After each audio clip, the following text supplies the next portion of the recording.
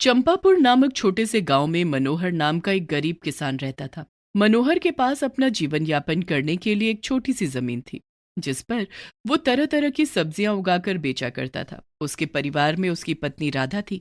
राधा एक बहुत ही सीधी सादी और सुलझी हुई औरत है। वो मनोहर के द्वारा दिए गए पैसों में घर का आराम से गुजारा कर लेती थी। कभी भी अपने दर पर आए हुए मजबूर इंसान को खाली हाथ नहीं भेजती थी।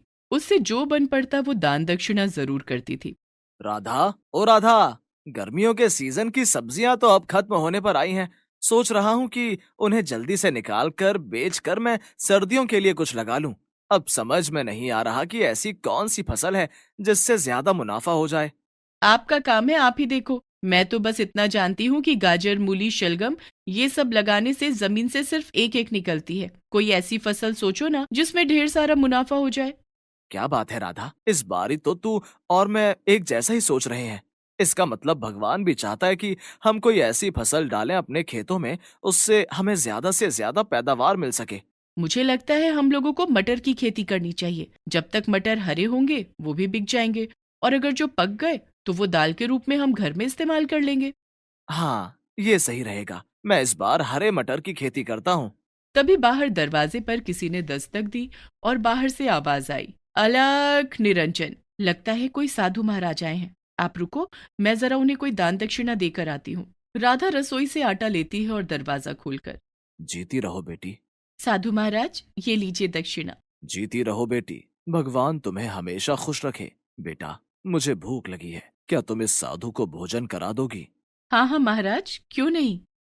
राधा तुरंत रसोई में जाती है और बने हुए खाने में से एक थाली सजाकर साधु को खाने के लिए देती है। खाना खाकर, पानी पीकर वो साधु राधा को 4 मटर के दाने देता है। ये देखकर राधा साधु की तरफ देखती है।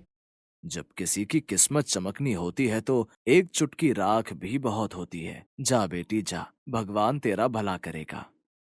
ऐसा कहकर साधु महाराज वहां से चले जाते हैं और वो 4 मटर के दाने लेकर राधा मनोहर के पास आती है। देखो तो, साधु महाराज ने मुझे 4 मटर के दाने दिए हैं। क्या उन्हें पता चल गया था कि हम लोग मटर की खेती करने की सोच रहे हैं? लगता है ये हम लोगों के लिए शुभ संकेत है। चलो भाई, ये तो अच्छा ही हुआ।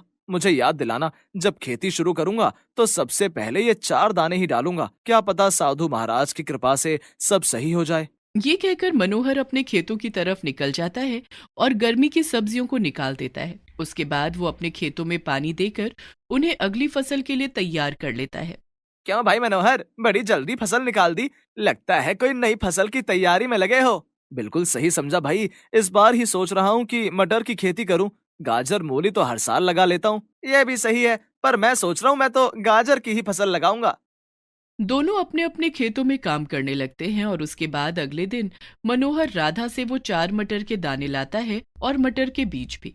हे भोलेनाथ, अपनी कृपा रखना। जमीन में बीज डालने जा रहा हूँ। ये कहकर मनोहर अपने खेतों में वो पहले 4 मटर के दाने डालता है और फिर मटर की फसल के लिए बीजों को बिखेर देता है। एक सार जमीन करने के बाद वो पानी देकर घर आ जाता है। चलो भाई, आज का काम तो निपट गया। थोड़े दिनों में बीजों से पौधे निकल आएंगे तो उसके बाद काम बढ़ जाएगा। इस बार अगर फसल अच्छी हो गई तो घर की थोड़ी मरम्मत करवा लूंगा और तेरे लिए आंगन में गाय भी बांध दूंगा। हाँ हाँ, गाय तो मुझे जरूर चाहिए। गाय के बहाने मेरे पूरे दिन का समय भी पूरा हो जाएगा और घर में दूध भी हो जाएगा। दोनों पति पत्नी अपनी नई फसल को लेकर बहुत सारे सपने देखते हैं। अगले दिन मनोहर जब अपने खेतों में जाता है तो देखता है कि खेतों में पौधे निकल आए हैं। ये कैसा चमत्कार है? भला इतनी जल्दी पौधे निकल आए? पौधे निकलने में कम से कम 10 से 15 दिन लगते हैं। उस दुकानदार ने मुझे बीज तो अच्छे दिए थे ना। हे भगवान, कहीं कुछ गड़बड़ ना हो जाए। भला इतनी जल्दी भी कभी बीजों से पौधे निकलते हैं? तभी वहां पर पड़ोसी किसान आता है। अरे कौन सा चमत्कारी बीज डाल दिया मनोहर तूने अपने खेतों में। कल तो तू बीज डाल रहा था और आज देखो तो कैसे पौधे लहरा रहे हैं। मुझे भी बता, तू बीज कहाँ से लेकर आया है? मैं भी अपने खेतों में मटर उगा लेता हूँ। कसम से भाई, मैं भी अभी यही सोच रहा था, कहीं कोई गड़बड़ तो नहीं है। बीज अच्छे तो है ना? भला इतनी जल्दी भी कभी बीजों से पौधे निकलते हैं? क्या गड़बड़ होगी? भला देखो तो कितने सुंदर पौधे उगे हैं। तुम खामखा चिंता कर रहे हो। लेकिन मनोहर सच में ही चिंता कर रहा था। उसने आज तक खेती ही की थी और इतनी जल्दी बीजों से पौधे निकलते वक्त में कभी नहीं देखा था। वो घर जाकर ये सब बात राधा को बता देता है। इतना क्यों घबरा रहे हो? भगवान के ऊपर विश्वास रखो। अरे, बड़े ही अचंभे की बात है, तू यकीन नहीं करेगी, आसपास के किसान लोग भी यही कह रहे थे कि भला इतनी जल्दी कभी बीजों में से पौधे निकलते हैं क्या। अच्छा सोचो तो अच्छा ही होगा। अगले दिन जब वो अपने खेतों में आता है तो और भी हैरान रह जाता है। आज सारे खेतों में मटर लगी हुई थी, ताजी ताजी हरी हरी मटर, और हरे मटर के दानों से भरी हुई मटर। आसपास के किसान भी बड़े हैरान थे कि ऐसा कौन सा चमत्कार हो रहा है मनोहर के खेत में कि फसल 2 दिन में तैयार हो गई। मनोहर और राधा दोनों मिलकर सारी फसल में से मटर तोड़ लेते हैं और उन्हें बोरी में भरकर बाजार में बेच देते हैं। बाजार में मटर की अगेती फसल देखकर कुछ व्यापारी मटर की फसल को खरीदने के लिए तैयार हो जाते हैं, क्योंकि उन्हें पता था कि शहर में ये ऊंचे दामों पर निकल जाएगी और मनोहर को भी वो अच्छे दाम देते हैं। और अच्छे दाम मिलने पर मनोहर भी बहुत खुश था। राधा, देख तो कैसा चमत्कार है, फसल भी बहुत अच्छी हुई है, दाम भी मुंह मांगे मिले हैं, पर न जाने क्यों समझ नहीं आ रहा कि मैं ज्यादा खुश हूँ या मैं संतोष करूँ। हमें संतोष से काम लेना चाहिए। बाकी की जो मटर है वो हम कल सुबह तोड़ लेंगे। लगता है इस बार आंगन में गाय जरूर बन जाएगी।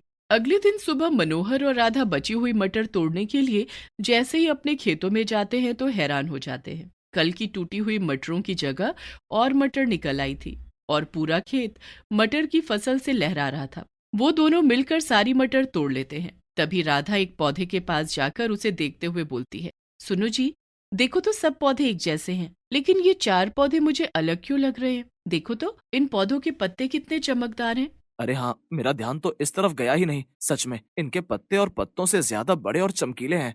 राधा उस पर लगी हुई मटर को तोड़कर जब देखती है तो वो हैरान रह जाती है। उसके अंदर छोटे छोटे हरे चमकने वाले पत्थर थे। वो उन्हें हाथों में लेती है और सूरज की रोशनी उन पत्थरों पर पड़ने से सब तरफ रोशनी हो जाती है। ये तो पत्थर है, पर देखो तो कितना चमकदार पत्थर है। एक काम करो, तुम इन सबको देखो।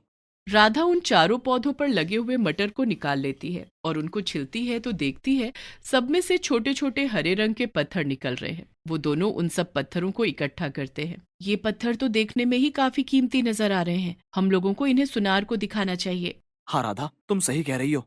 खेतों से काम खत्म करने के बाद राधा और मनोहर सुनार के पास जाते हैं। सुनार उन कीमती पत्थर को देखने के बाद बोलता है कि ये तो बहुत महंगा पन्ना पत्थर है, ये तो एकदम बढ़िया क्वालिटी का पन्ना है। राधा और मनोहर दोनों एक दूसरे को देखते हैं और खुश हो जाते हैं। उसके बाद उन पत्थरों को बेचकर उन्हें बहुत सारा पैसा मिलता है, जिससे वो अपना घर अच्छा कर लेते हैं। आंगन में 2-3 गाय भी बांध लेते हैं। और उधर खेतों में लगी हुई मटर तोड़ने के बाद अगले दिन वापस इतनी सारी हो जाती थी, जिसे मनोहर मंडी में बेचकर वहां से अच्छे दाम उठा लेता। ये सब उन साधु महाराज की कृपा से हुआ है।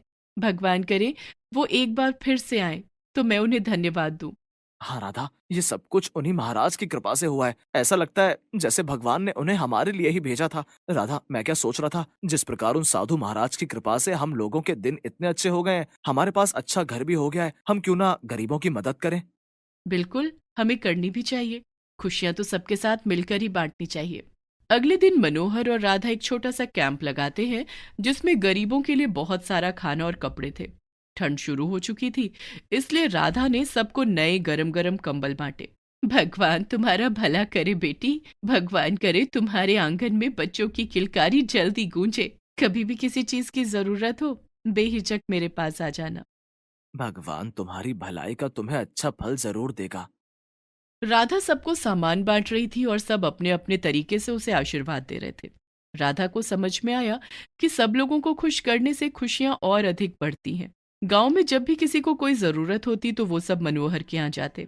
मनोहर कभी भी किसी की मदद करने से हाथ नहीं खींचता, और इसी तरह राधा और मनोहर मिलकर लोगों की मदद करते हैं।